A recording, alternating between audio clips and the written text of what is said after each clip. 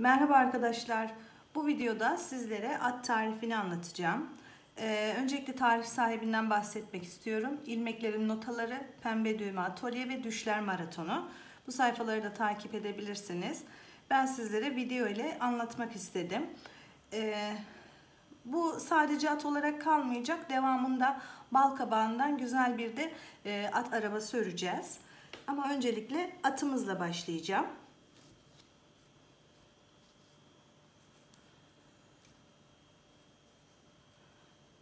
Sihirli halkamızı oluşturuyoruz. Sihirli halkamızın içerisine 6 tane sık iğne yapıyoruz.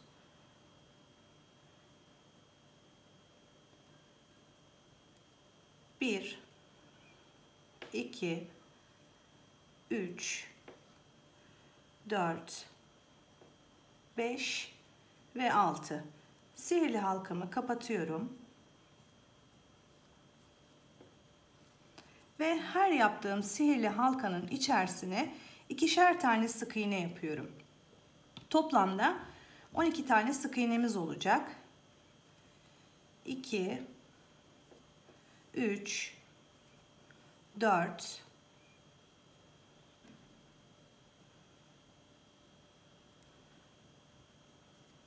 5, 6, 7, 8, 9, 10, 11 ve 12.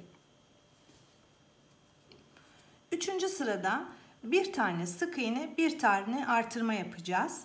Toplamda 18 tane sık iğnemiz olacak. Bir tane tek sık iğne, bir sonrakine çift sık iğne yapıyoruz. Sıramızın sonunda da 18 tane sık iğnemiz olacak.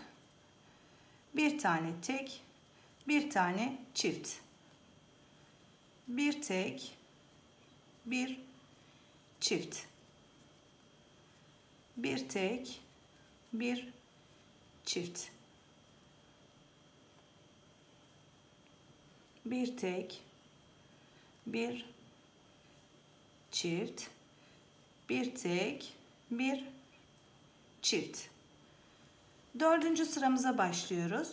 Dördüncü sırada artırma yapmıyoruz. Bir sıra 18 tane sık iğnemizi örüyoruz. 18 tane sık iğneyi örüp sıra başlangıcına geleceğiz. 5. sıraya başlıyorum. Burada da 2 tane tek sık iğne örüyorum. 1, 2, bir sonrakine çift batıyorum. 2 tane tek, bir tane çift örüyorum. Bir tek, 2 tek, üçüncüye çift batıyorum. Bir tek, 2 tek, üçüncüye çift batıyorum. Bir tek, 2 tek, üçüncüye çift batıyorum.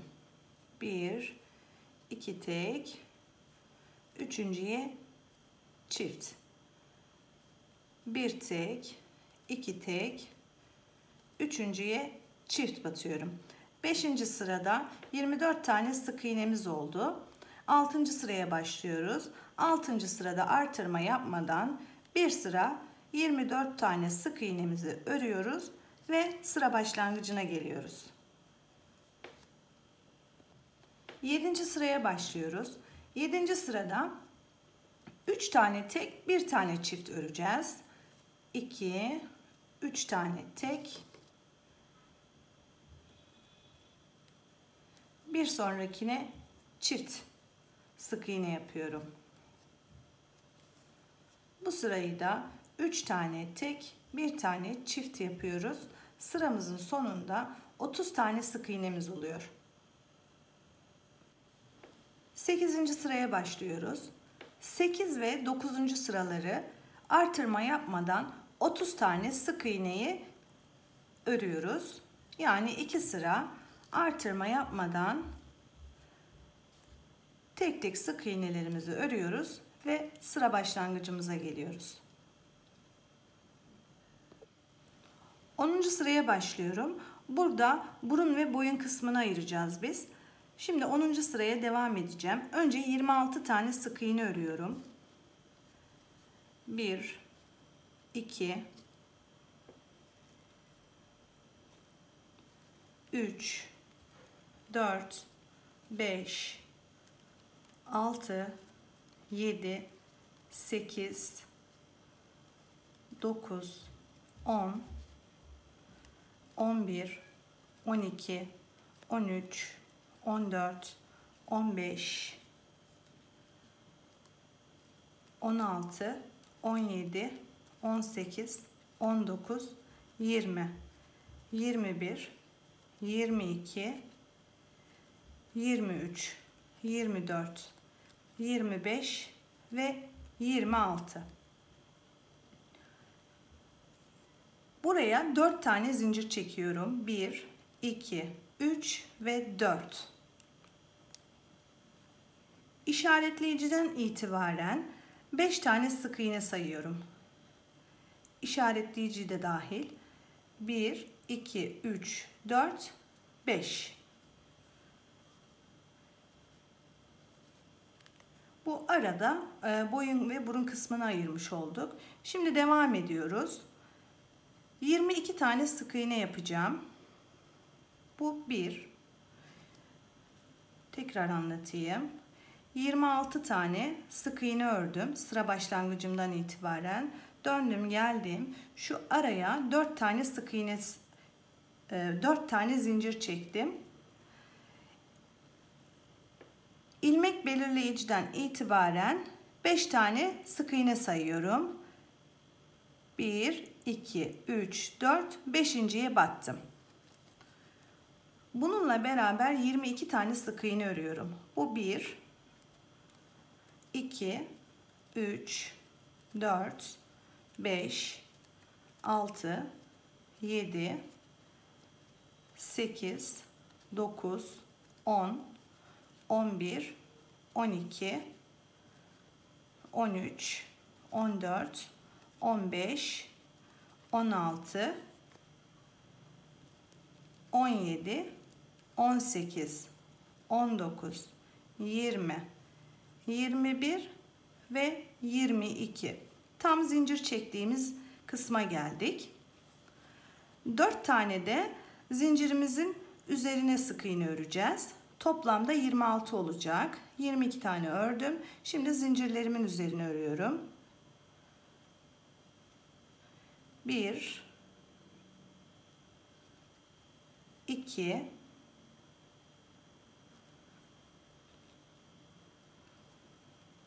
3 ve 4. Burası bizim 11. sıramız. Toplamda artık 26 tane sık iğnemiz oldu. Bu ilmek belirleyiciyi buradan çıkartmıyoruz. O burada sabit kalacak. Şimdi 2 sıra 12 ve 13. sıraları artırma yapmadan örüyorum. 26 tane sık iğnemi tek tek örüyorum. Artık benim şu anda sıra başlangıcım burası oldu. Şimdi 2 sırayı 26 tane sık iğnemi tek tek örüp sıra başlangıcıma geleceğim. Şimdi azaltmalara geçiyoruz. Yani 14. sıradayız. 4 tane sık iğne öreceğim. 1 tane azaltacağım. 1 2 3 4 4 tane ördüm. 1 tane azaltıyorum. Azaltmayı nasıl yapıyorduk? 2 tane sık iğnenin ön kanatlarını alıyorduk. Arkadan ipimizi çekip normal sık iğnemizi yapıyorduk. Şimdi 4 tane örüyorum. 2 3 ve 4. 1 tane azaltıyorum. 1 2 3 ve 4. 1 tane azaltıyorum. 4 tane örüyorum. 1 2 3 ve 4. bir tane azaltıyorum.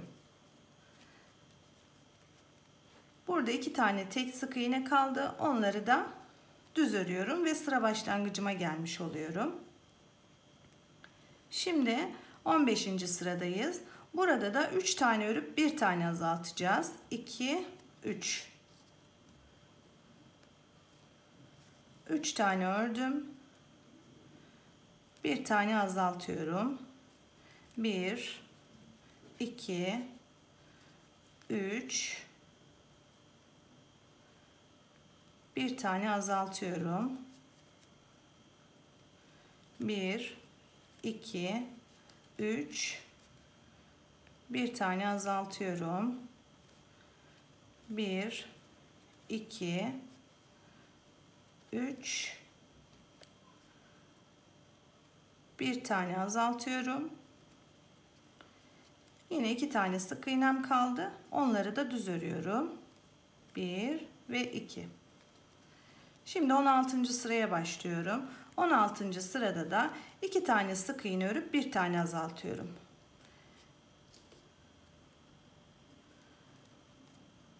İki tane sık iğne ördüm. Bir tane azalttım.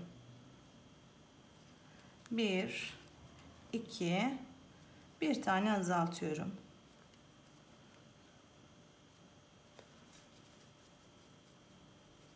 1, 2, bir tane azaltıyorum. 1, 2, bir tane azaltıyorum. 2 tane sık iğnem kalıyor. Onları da tek örüyorum. Devam ediyorum.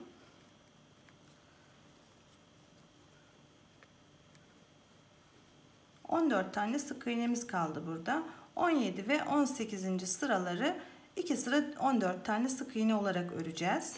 1, 2,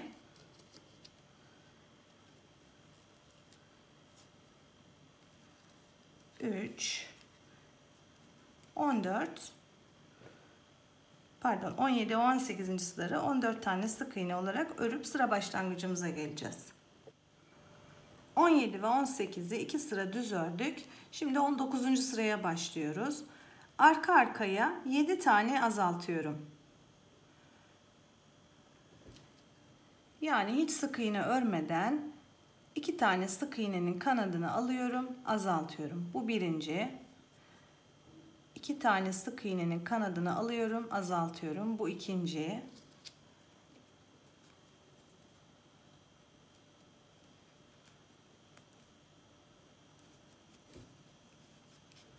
Yine 2 sık iğnenin kanadını alıyorum, azaltıyorum. 3,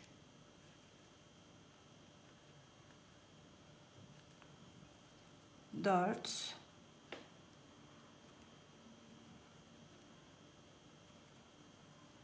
5,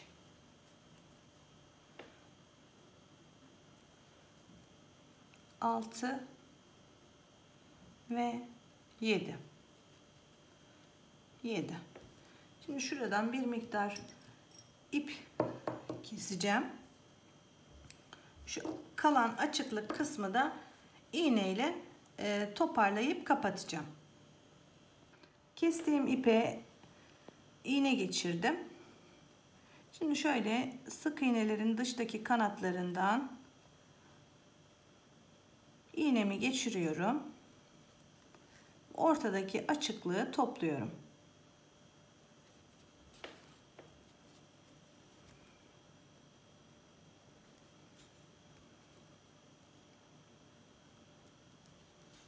Topladım. İğnemi de en ortadan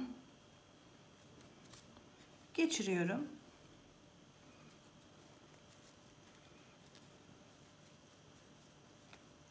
Şu kısmını ters çeviriyorum. Hemen düğüm atıp sabitliyorum.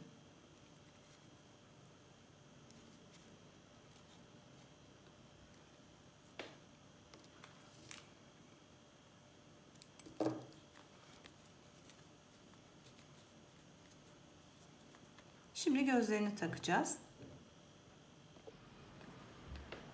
Şimdi şöyle tarif edeyim. En son şurada biz iğne ile toplayıp oradaki deliği kapatmıştık. Burası bizim burun noktamız oldu. Şurası da bizim sihirli halkayla başladığımız yer. Şurası da bizim 4 tane zincir çekip üzerine sık iğne yapıp bu şekilde bu tarafa doğru devam etmiştik. Gözleri nasıl takacağız? Gözleri şöyle takıyoruz. Bu 4 tane zincir çektiğimiz yer vardı. Onun bitişiğindeki sık iğneyi sayıyorum. 7 tane. 1, 2, 3, 4, 5, 6 ve 7. 7. Sık iğnenin olduğu yere gözü takıyorum. Yine şuradan 7 tane sık iğne sayıyorum. 7.'ye gözümü takıyorum. Arkasını çeviriyorum ve kilitlerini de monte ediyorum. Şu boyundaki delikten bu işlemleri rahatlıkla yapabilirsiniz.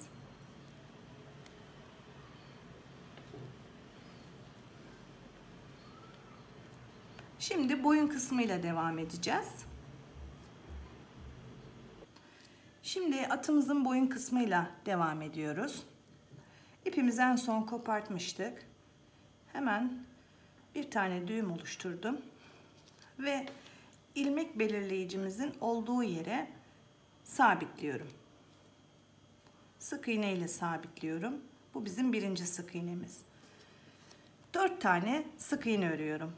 Bu sabitlediğimle beraber 1, 2, 3 ve 4. Döndürüyorum. Burada bizim 4 tane zincirimiz vardı. Şimdi o zincirin karşılıklarını örüyoruz. 4 sık iğne de buraya öreceğim.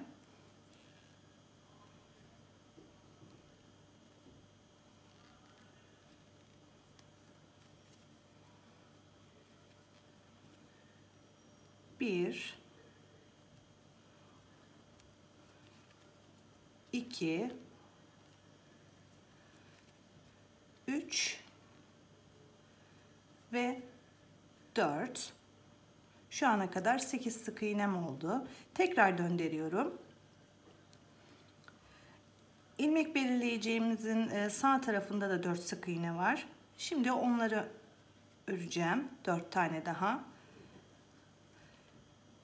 1, 2, 3 ve 4. Bu şekilde toplam 12 tane sık iğnemiz oldu. Buradan sonra 2 sıra 12 tane sık iğneyi örüyoruz.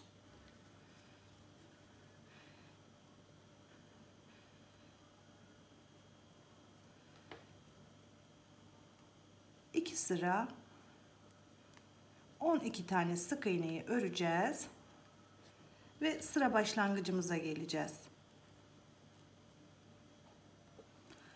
Yeni sıraya başlıyoruz. 21 ve 22. sıralarımızı düz bir şekilde 2 sıra ördük ve 23. sıraya başlıyoruz. Şimdi ilmek belirleyicimi çıkarıyorum. Bir tane sık iğne ileri almış oluyorum. Bir sık iğne ördüm. Şimdi buradan itibaren 10 tane zincir çekiyorum.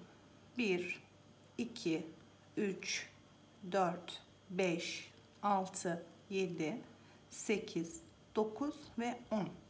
Burası bizim atımızın sırt kısmı olacak. İkinci zincirden itibaren önce bir tane artırma ile başlıyorum.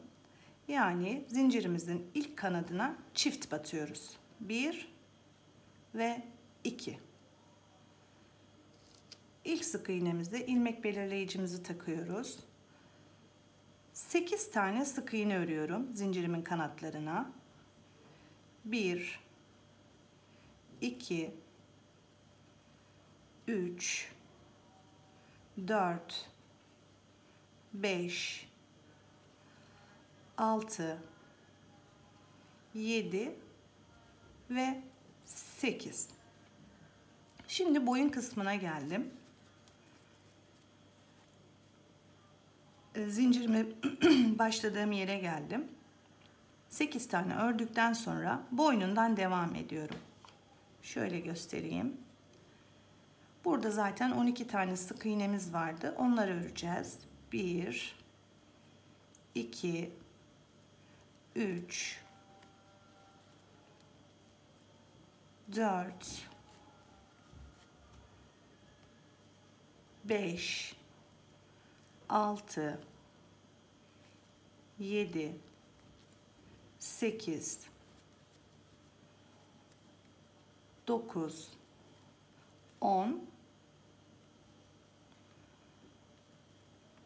11 ve 12. Yine geldik zincirimizin başlangıç yerine. Yani zincirimizin karşılığını öreceğiz. 8 tane sık iğne örüyorum. Zincirimizin diğer kanatlarına 1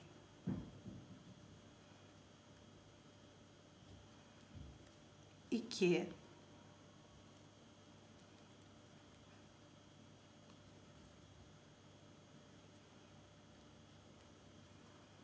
3 4 5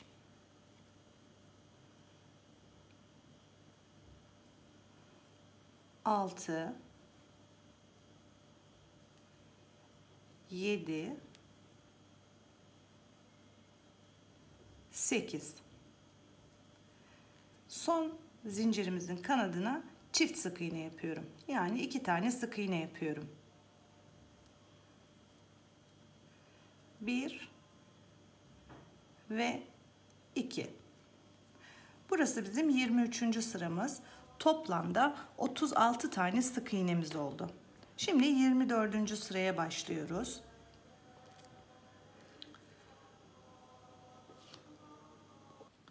...24. sırada bir tane artırıp 2 tane sık iğne yapacağız 3 kez.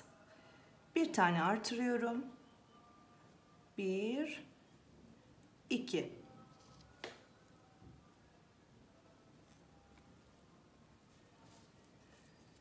İki tane sık iğne yapıyorum. 1 2. Bu birinci oldu. Yine bir tane artırıyorum. 1 2. 2 tane tek örüyorum. 1 2. Bu 2 oldu. Tekrar bir tane artırıyorum. 1 2. 2 tane tek örüyorum. 1 2. Bunu 3 kez yaptık. Şimdi 14 tane sık iğne örüyorum. 1 2 3 4 5 6 7 8 9 10 11 12 13 ve 14. Şimdi 2 tane sık iğne örüp bir tane artırıyorum. Bunu da 3 kez yapıyoruz. 2 tane sık iğne örüyorum. 1 2. Bir sonrakini çift sık iğne yapıyorum. Bu 1 oldu. Tekrar 2 sık iğne örüyorum. 1 2. Bir tane artırıyorum. Bu 2 oldu. Tekrar 2 sık iğne örüp bir tane artırıyorum. Bu da 3 oldu. Toplam sıramızın sonunda 38 tane sık iğnemiz oldu. Şimdi 25. sıraya geçiriyoruz. Bir tane artırıyorum. 3 tane sık iğne örüyorum. Bunu da 3 kez yapacağız. 1 2. Bir tane artırdım.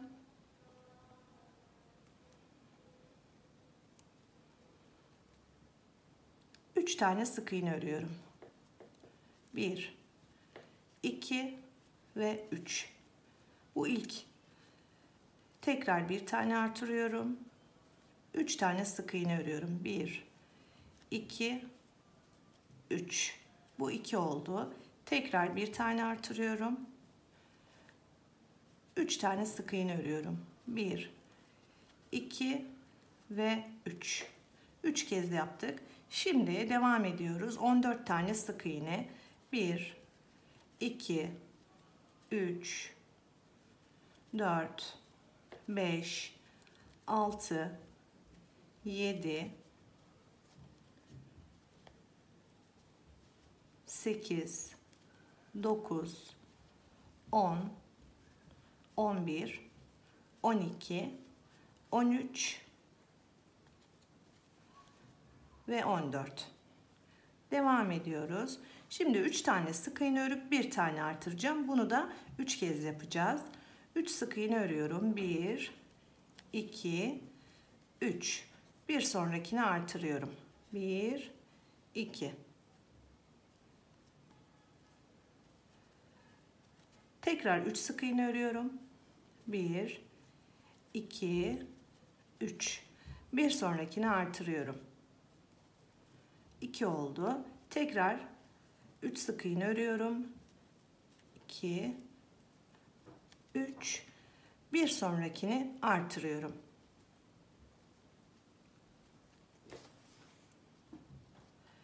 Devam ediyoruz. Sıra başlangıcımıza geldik.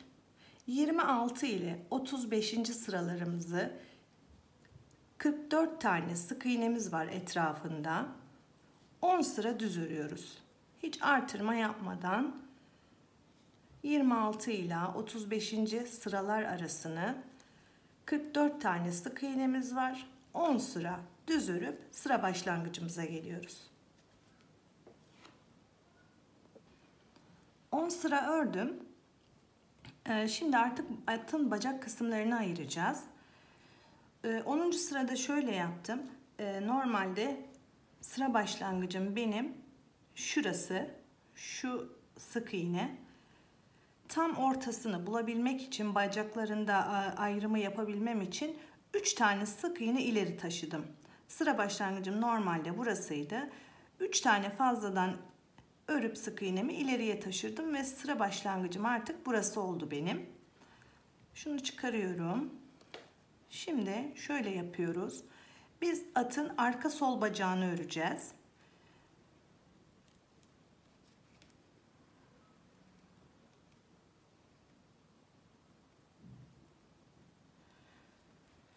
Buraya 3 tane zincir çekiyorum. 1, 2 ve 3. İşaretleyiciden geriye doğru 9 tane sık iğne sayıyorum. 1, 2, 3, 4, 5, 6, 7, 8 ve 9. Şurası 9. sık iğnem. 3 tane zinciri çektim. Çevirdim zincirimi ve 9. ayarladığım sık iğneye batıyorum ve sık iğne yapıyorum. Pardon, şöyle çevireceğim ve sık iğnemi yapacağım. Bu 1. 9 tane ayırdığım için 9 tane sık iğne öreceğim. 1, 2, 3, 4, 5, 6, 7, 8, bir de ilmek belirleyicimin olduğu yer var. 9. Şimdi 3 tane de zincirlerimin kanatlarını öreceğim.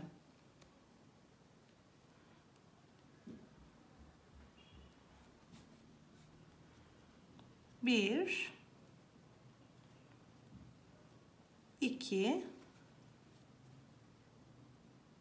ve 3.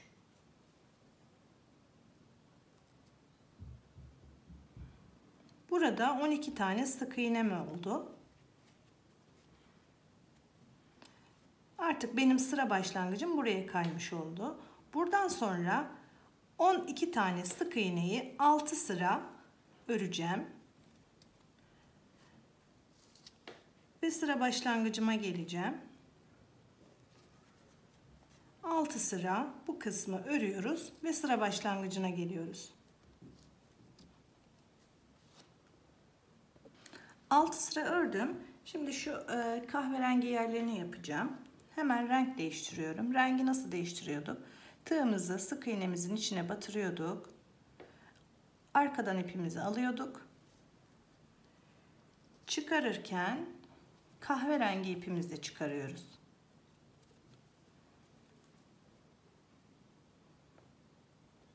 Çıkardım. Şimdi ilk sık iğnenin arka kanadına batıyorum ki döndüğümde aynı sıraya denk gelsin. Arka kanadına battım. Devamında normal sık iğnenin iki kanadına batıyorum. Yine 12 tane bir sıra sık iğnemi öreceğim. Devam ediyorum.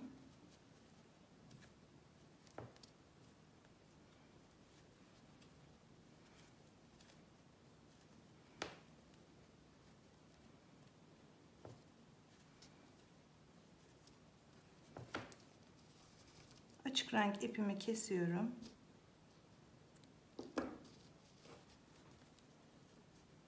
Onu hemen içeriye alıyorum.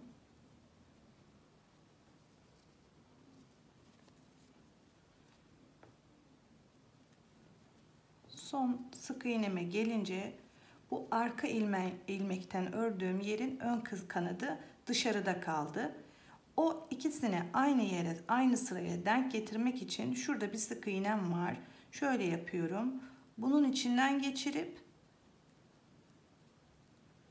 sık iğnemin de iki kanadından batıyorum. Ve arkadan ipimi çekiyorum. Aynı hizaya denk getiriyorum. Şu anda yine toplam 12 tane sık iğnem oldu. Şimdi bu sırada da 6 tane eksiltme yapacağız. Kahverengi ipimizin ön kanatlarını alıyorum ve azaltıyorum. 1 2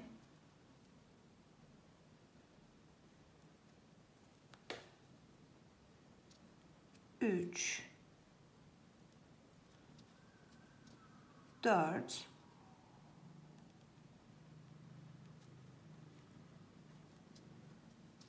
5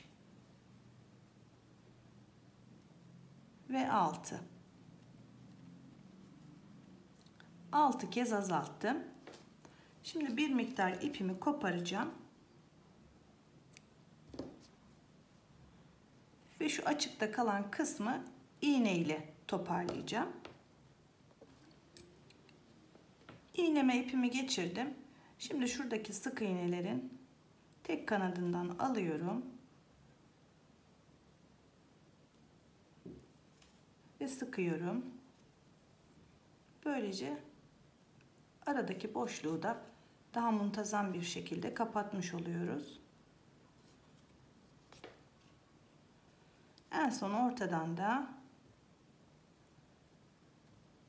iç kısma geçiyorum ve sabitliyorum ipimi. Bu şekilde yapıyoruz. Açık renk ipimle de düğümlerini yapıyorum ve bitiriyorum. Arka sol bacağı. Şimdi diğer bacağa geçeceğiz. Şimdi ön sol bacağı öreceğim. Kopardığım ipime ben bir tane düğüm attım, sabitledim. Arka sol bacaktaki bitim yerinden 4 tane sık iğne sayıyorum. Şuradan 1 2 3 ve 4. Dördüncüye ipimi sabitliyorum.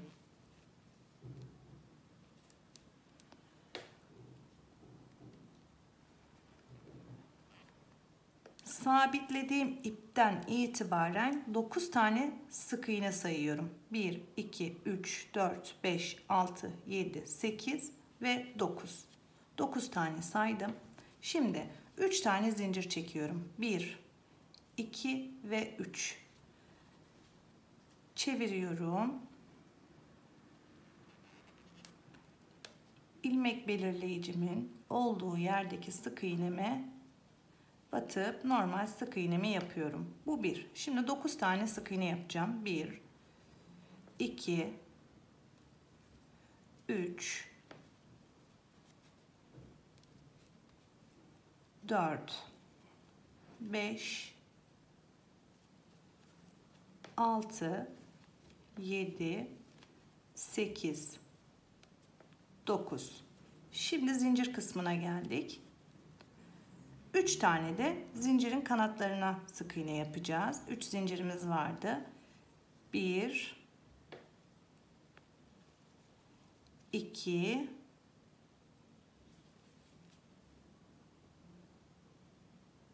ve 3. Yine burada 12 tane sık iğnemiz oldu. Burası benim şimdi sıra başlangıcım oldu. Yine diğer bacaktaki gibi 6 sıra sık iğne örüyoruz.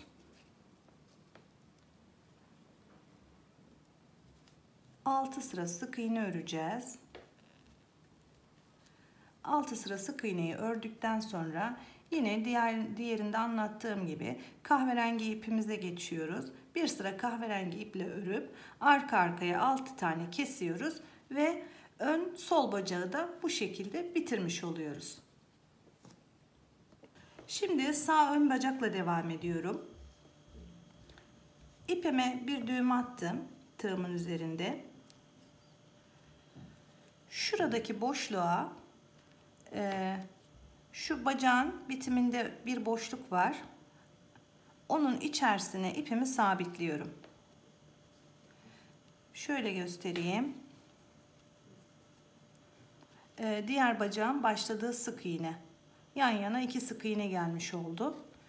Buradan itibaren 9 tane geriye sayıyorum. 1, 2, 3, 4, 5, 6, 7, 8 ve 9.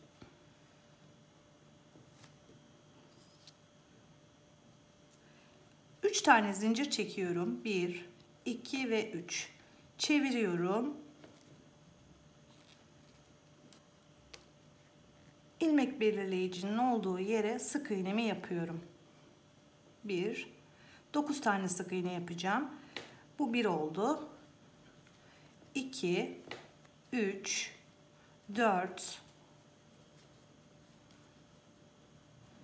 5 6 7 8 ve 9. 9 tane sık iğne yaptım. Şimdi 3 tane de zincirimizin üzerine yapacağız.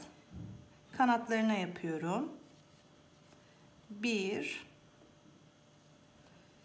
2 ve 3. Şimdi artık bizim burası sıra başlangıcımız.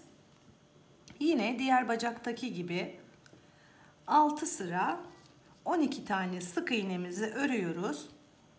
6 sıra ördükten sonra kahverengi ipimize geçiyoruz. Bir sıra kahverengi iple örüyoruz. O sırada bittikten sonra 6 kez arka arkaya azaltıyoruz.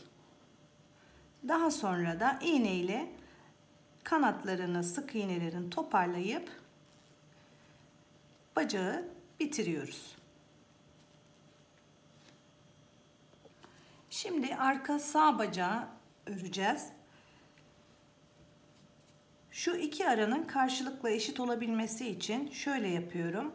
Burada tam 3 tane sık iğne bırakmışız. Şu ilmekleri bağladığımız yerleri saymıyorum. 1, 2, 3 tane bırakıyorum. İpimi buraya sabitliyorum. Sabitledikten sonra 3 tane zincir çekiyorum. 3 tane zincir çektim. Şöyle çeviriyorum. Çevirdim ve buradaki ilk sık iğneye batırıyorum. Ve sık iğnemi yapıyorum. Bu 1. Şimdi 9 tane sık iğne yapacağız. 2 3 4 5, 6, 7, 8 ve 9. 3 tane de zincirimizin üzerinde sık iğne olacak. Her bir kanadına birer tane sık iğne yapacağım.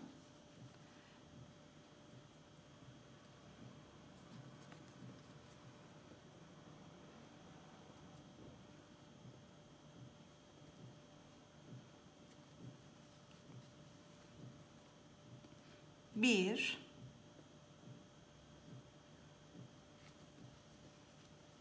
iki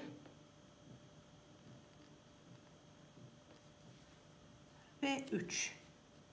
Şimdi yine diğer bacaklardaki gibi 12 tane sık iğnemizi 6 sıra öreceğiz. 1, 2, burası benim sıra başlangıcım oldu. 6 sıra 12 tane sık iğneyi örüyoruz. 7. sırada kahverengi ipimize geçip bir sıra örüyoruz. Kahverengi iple bir sıra ördükten sonra arka arkaya 6 tane azaltma yapıyoruz. Kalan boşlukları da iğnemizle ilk bacaktaki olduğu gibi toparlayıp bitiriyoruz. Atımızın örme aşamalarını bitirdik. Bundan sonraki videoda kulaklarını, yularlarını, püsküllerini yapacağız. Doldurmasını ve dikişini yapacağız. Bu atı örerken ilmek belirleyicinizi mutlaka takın ve çıkartmayın. Çünkü ilmek belirleyici burada tarifin kaymaması için önemli bir rol oynuyor. Sürekli ilmek belirleyiciniz üzerinde olsun ve o şekilde örmeye devam edin. Şimdiden sizlere iyi seyirler diliyorum. Kolay gelsin.